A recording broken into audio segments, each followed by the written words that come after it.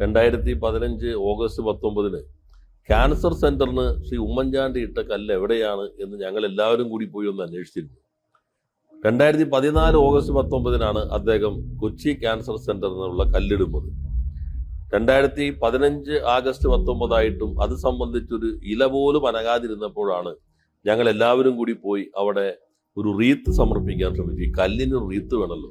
കഴിഞ്ഞ വർഷം August 18 Kochi medical കോളേജിനോട് ചേർന്ന് ക്യാൻസർ സെന്ററിനായി തറക്കല്ലിട്ടത് അവിടെയാണ്. 2 വർഷത്തിനകം പണി പൂർത്തിയാക്കുമെന്നായിരുന്നു അന്ന് മുഖ്യമന്ത്രി പറഞ്ഞത്. നോക്കിക്കഴിഞ്ഞപ്പോൾ കല്ല് പോലും കാണാതെ ഒത്തിരിയേറെ തെരഞ്ഞതിന് ശേഷമാണ് ഒരു കല്ലിന്റെ ഭാഗം വേറെ സ്ഥലത്ത് കിടക്കുമ്പോൾ കാണാൻ കഴിഞ്ഞത്. 2014 ഓഗസ്റ്റ് 18 മുഖ്യമന്ത്രിയും മന്ത്രിമാരുമെത്തി ആഘോഷമായി കൊച്ചി ക്യാൻസർ സെന്ററിന് തറക്കല്ലിട്ടു. കല്ല് തേടിയിട്ടുള്ള കൗതുകകരമായ ഒരു യാത്ര നടത്തിയത് ഞാൻ ഇപ്പോൾ ഓർക്കുകയാണ്. 2015 ഓഗസ്റ്റ് 19 ക്യാൻസർ സെന്ററിന് ശ്രീ ഉമ്മൻചാണ്ടി ഇട്ട കല്ല് എവിടെയാണ് എന്ന് ഞങ്ങൾ എല്ലാവരും കൂടി പോയി ഒന്ന് അന്വേഷിച്ചിരുന്നു. 2014 ഓഗസ്റ്റ് 19 അദ്ദേഹം കൊച്ചി ക്യാൻസർ സെന്ററിനുള്ള കല്ലിടുന്നത്. 2015 ആഗസ്റ്റ് 19 ആയിട്ടും അത് സംബന്ധിച്ചൊരു ഇല പോലും അനങ്ങാതിരുന്നപ്പോഴാണ് ഞങ്ങൾ എല്ലാവരും കൂടി പോയി അവിടെ ഒരു റീത്ത് സമർപ്പിക്കാൻ ശ്രമിച്ചു. ഈ കല്ലിന് ഒരു റീത്ത് വേണമല്ലോ.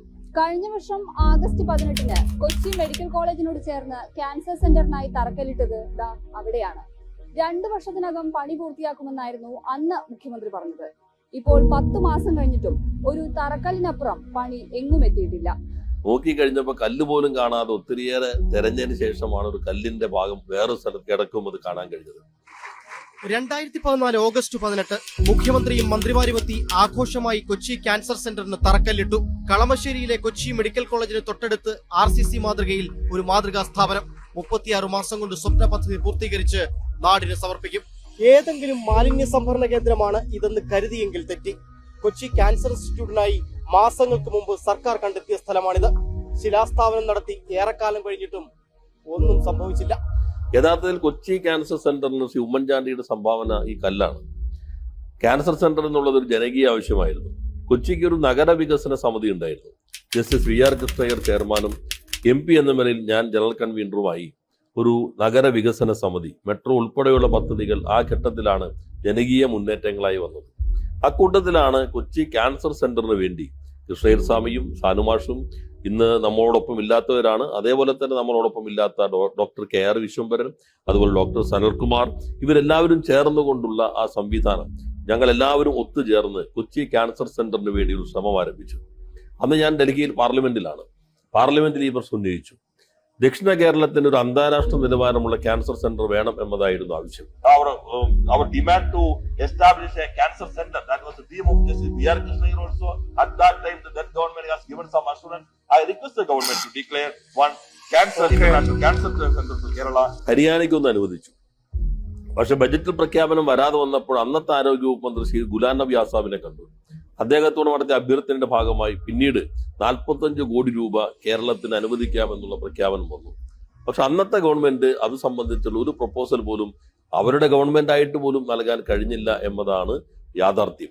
കൊച്ചി ക്യാൻസർ സെന്ററിന് കേന്ദ്ര സഹായം നൽകണമെന്ന് കേരളം ഇതുവരെ ആവശ്യപ്പെട്ടിട്ടില്ലെന്ന് കൊടിക്കുന്നിൽ സുരേഷ് MPക്ക് കേന്ദ്ര ആരോഗ്യമന്ത്രി അയച്ച കത്ത് വ്യക്തമാക്കുന്നു. കേന്ദ്രം വാഗ്ദാനം ചെയ്ത 45 കോടി രൂപ കിട്ടിയിരുന്നെങ്കിൽ ഇപ്പോൾ തറക്കല്ലിൽ ഒതുങ്ങിയിരിക്കുന്ന സെന്ററിന്റെ പണി തുടങ്ങിവെക്കാനെങ്കിലും കഴിയുമായിരുന്നു. യഥാർത്ഥത്തിൽ ആ കാലഘട്ടത്തിൽ ഇതെല്ലാം നേടിയെടുക്കാൻ കഴിയാമായിരുന്നൊരു കാലഘട്ടമാണ്. 8 മന്ത്രിമാർ കേന്ദ്രത്തിലുണ്ടായിരുന്നു. ഒരു മന്ത്രി ശ്രീ അഹമ്മദ് ഒഴികെയുള്ള 7 പേരും കോൺഗ്രസ് മന്ത്രിമാരായിരുന്നു. കേരളത്തിന്റെ ഇതേവരെയുള്ള ചരിത്രത്തിൽ ഇത്രയും അധികം കേരളത്തിൽ നിന്ന് മന്ത്രിമാർ കേന്ദ്രത്തിലുണ്ടായ ഒരു കാലമേയില്ല. അതിൽ ഒരാൾ രണ്ടാമനായിരുന്നു ശ്രീ AK ആന്റണി, മറ്റൊരാളും കേന്ദ്ര ക്യാബിനറ്റ് മന്ത്രിയായിരുന്നു ശ്രീ വയലാർ രവി. അവരൊന്നും ഈ കാര്യത്തിൽ ഒരു നിലപാട് സ്വീകരിച്ചിരുന്നില്ല. എന്നാൽ പിന്നീട് ജനകീയ സമ്മർദ്ദം വന്നു. കൃഷ്ണയ്യർ സ്വാമി തന്നെ വളരെ ശക്തമായി തെരുവിലേക്ക് സമരത്തിന് നേതൃത്വം നൽകി ഇറങ്ങി. ആ ഘട്ടത്തിൽ ക്യാൻസർ സെന്റർ ഞങ്ങൾ തന്നെ പണിതോളാം എന്ന പ്രഖ്യാപനമാണ് ശ്രീ ഉമ്മൻചാണ്ടി നടത്തിയത്. സ്വകാര്യ ഏജൻസികളിൽ നിന്നും പണം സമാഹരിച്ച് 450 കോടി രൂപ ചെലവിൽ ക്യാൻസർ സെന്റർ സ്ഥാപിക്കുമെന്നാണ് നടപ്പ് ബഡ്ജറ്റിലെ പ്രഖ്യാപനം. എന്നാൽ ആന്വിറ്റി മോഡലിൽ നടപ്പാക്കുമ്പോൾ സ്വകാര്യ ഏജൻസികൾക്ക് പലിശ സഹിതം ഗഡുക്കളായി പണം തിരികെ നൽകണം. ഇതിന്റെ ഭാരം രോഗികൾക്കുമേൽ കെട്ടിവെക്കുമോ എന്ന ആശങ്കയും ഉയർന്നിട്ടുണ്ട്. ആളുകളിൽ നിന്ന് പണം വാങ്ങി നിർമ്മാണം കഴിഞ്ഞ് നിശ്ചിത കാലം കഴിയുമ്പോൾ തിരിച്ചു നൽകുന്ന മോഡൽ എന്ന നിലയിലാണ് ആ പദ്ധതി വിഭാവനം ചെയ്യുന്നത്. 3 ബജറ്റുകളിലായി 30 കോടി രൂപ വകയിരുത്തി. എന്നാൽ അന്നേ ഞങ്ങൾ എല്ലാവരും പറഞ്ഞു, കൃഷ്ണയ്യർ സ്വാമി ഉൾപ്പെടെ പറഞ്ഞു, ഈ പദ്ധതി പ്രായോഗികമാവില്ല, പണം തന്നെ വകയിരുത്തേണ്ടതുണ്ട്. പക്ഷെ ഒരു നടപടിയും സ്വീകരിച്ചില്ല. എല്ലാവരെയും സാക്ഷി നിർത്തിക്കൊണ്ട് ഞാനിതാ കല്ലിടുന്നു, ഞങ്ങൾ എല്ലാവരും കൂടെ പോയിരുന്നു, കല്ലിടുന്നു എന്ന് പ്രഖ്യാപിച്ചു. ഒരു പണവും നിർമ്മാണത്തിന് വേണ്ടി വകയിരുത്താൻ കഴിഞ്ഞില്ല. പിന്നീട് ഒരു കൊല്ലം കഴിഞ്ഞപ്പോഴാണ് ഞാൻ നേരത്തെ പറഞ്ഞ കല്ല് തേടിയുള്ള ഞങ്ങളുടെ യാത്ര. അവസാനം 2015 ആഗസ്റ്റ് 19 റീത്ത് വെച്ചു. എല്ലാവരും പങ്കെടുക്കുന്ന പ്രതിഷേധ പരിപാടികൾ ഉൾപ്പെടെ നടന്നു. 2016 കേരളത്തിൽ ശ്രീ പിണറായി വിജയൻ മുഖ്യമന്ത്രിയായി അധികാരത്തിൽ വന്നു. പിണറായി വിജയനായ ഞാൻ നിയമം വഴി സ്ഥാപിതമായ ഭാരതത്തിന്റെ ഭരണഘടനയോട് അപ്പോഴാണ് ഈ പദ്ധതിക്ക് വീണ്ടും ജീവൻ വയ്ക്കുന്നത്. അതിനടിസ്ഥാനത്തിൽ കിഫ്ബി ഇപ്പോ എല്ലാ പ്രതിപക്ഷം തുടർച്ചയായി എതിർത്തുകൊണ്ടിരിക്കുന്ന കിഫ്ബിയിൽ നിന്നാണ് 345 കോടി രൂപ ഈ പദ്ധതിക്ക് അനുവദിക്കുന്നത്. കൊച്ചി ക്യാൻസർ സെന്ററിൽ മുഖ്യമന്ത്രി ഞായറാഴ്ച തറക്കല്ലിടും. 2018 ശരിക്കുമുള്ള കല്ല് ക്യാൻസർ സെന്ററിൽ ഇടുന്നത്. ശ്രീ പിണറായി വിജയൻ ക്യാൻസർ സെന്ററിനുള്ള ശിലാസ്ഥാപനം നിർവഹിച്ചു. അതിന്റെ അടിസ്ഥാനത്തിൽ നിർമ്മാണ പ്രവർത്തനങ്ങൾ തുടങ്ങി. കിഫ്ബിയിൽ ഉൾപ്പെടുത്തി 385 കോടി രൂപ ചെലവിലാണ് കളമശ്ശേരിയിൽ ക്യാൻസർ റിസർച്ച് സെന്റർ നിർമ്മിക്കുന്നത്. സെന്ററിന്റെ ഔട്ട് പേഷ്യന്റ് വിഭാഗം 2016 നവംബറിൽ പ്രവർത്തനം തുടങ്ങിയിരുന്നു. നമ്മളതിന്റെ തറക്കല്ലിടുകയാണ്. തറക്കല്ല് കേൾക്കുമ്പോൾ ആളുകൾക്ക് ഒരു ചിരിയൊക്കെ വരും. ചില തറക്കല്ലുകൾ പിന്നെ കണ്ടിട്ടില്ല എന്ന ഒരു പ്രശ്നം നമ്മുടെ നാട്ടിൽ ചിലപ്പോൾ ഉണ്ടായതാണ്. അത്തരത്തിൽ ഒരു ദുസ്ഥിതി ഉണ്ടാകില്ല എന്നതാണ് ഇക്കാര്യത്തിൽ അറിയിക്കാറുള്ളത്. എന്നാൽ അന്ന് പ്രാദേശികമായ കുറെ പ്രശ്നങ്ങൾ വന്നു. അതോടൊപ്പം അവിടുത്തെ കേസ്, കരാറുകാരനുള്ള പ്രശ്നങ്ങൾ, കരാറിനുമായി ബന്ധപ്പെട്ട ചില കുഴപ്പങ്ങൾ, ഇതെല്ലാം വന്ന ഘട്ടത്തിൽ ആ കുരുക്കുകൾ അഴിക്കാൻ ഉത്തരവാദിത്തപ്പെട്ട ആരും അന്ന് ആ പ്രദേശത്തുനിന്നുണ്ടായിരുന്നില്ല എന്നൊരു കുറവ് കൂടി ഉണ്ടായിരുന്നു. 2021 തെരഞ്ഞെടുപ്പ് കഴിഞ്ഞു. ആ ഘട്ടത്തിലാണ് ഈ പദ്ധതിക്ക് വീണ്ടും ജീവൻ വയ്ക്കുന്നത്. കോടതിയുമായുള്ള കാര്യങ്ങൾ ആർബിട്രേഷൻ വിടുക എന്ന സമീപനം അവരുമായി ചർച്ച ചെയ്ത് സ്വീകരിച്ചു. യഥാർത്ഥത്തിൽ 2018 തന്നെ ശൈലജ ടീച്ചർ അവിടെ സന്ദർശിച്ചു, കാര്യങ്ങളെല്ലാം വിലയിരുത്തിയെങ്കിലും ഈ സങ്കീർണതകൾ കെട്ടടിക്കാൻ പ്രാദേശികമായ നിരന്തരമായ ഒരു ഫോളോ അപ്പ് ഇല്ലാതെ പോയി എന്നുള്ളത് പ്രാദേശികമായി വന്നൊരു കുറവ് കൂടിയാണ്. കേസ് വന്നതോടുകൂടി പിന്നെ കേസ് തീരട്ടെ എന്ന സമീപനമായി പലരുടേത്. എന്നാൽ പിന്നീട് കേസുമായി ബന്ധപ്പെട്ട് ഞാൻ നേരത്തെ സൂചിപ്പിച്ചതുപോലെ ഈ ഗവൺമെന്റ് വന്നതിന് ശേഷം ഞങ്ങൾ ഇടപെട്ടു.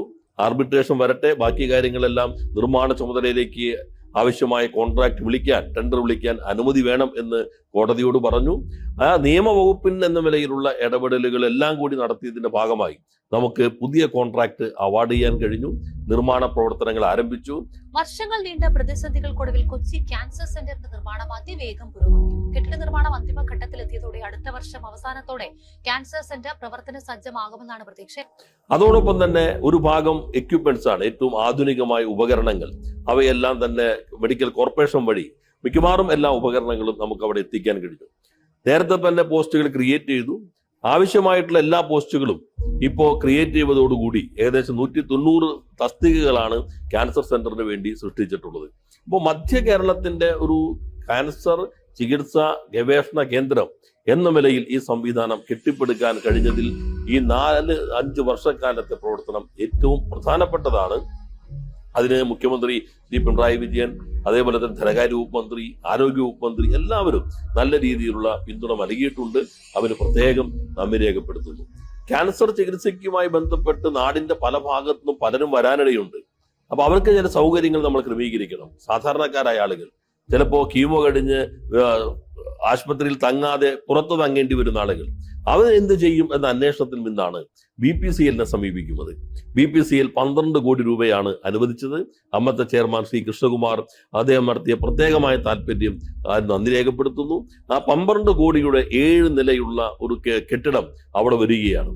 അപ്പൊ കൂട്ടിരിപ്പുകാർക്ക് മാത്രമല്ല, രോഗികൾക്ക് പകൽ കീമോ ചെയ്ത് അവർക്ക് അവിടെ താമസിക്കാനുള്ള സൗകര്യം, അത്തരം കാര്യങ്ങളും ഇതിന്റെ ഭാഗമായി മുൻകൂട്ടി കണ്ട് ഉറപ്പുവരുത്താൻ കഴിഞ്ഞു എന്നതിൽ ഏറെ അഭിമാനമുണ്ട്.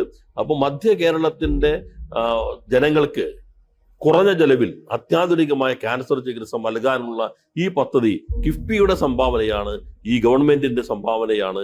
നമ്മുടെ നാടിന് ഏറെ അഭിമാനകരമായ പദ്ധതിയായി ഇത് മാറുന്നു. അതിന് പിന്തുണച്ച എല്ലാവർക്കും നന്ദി.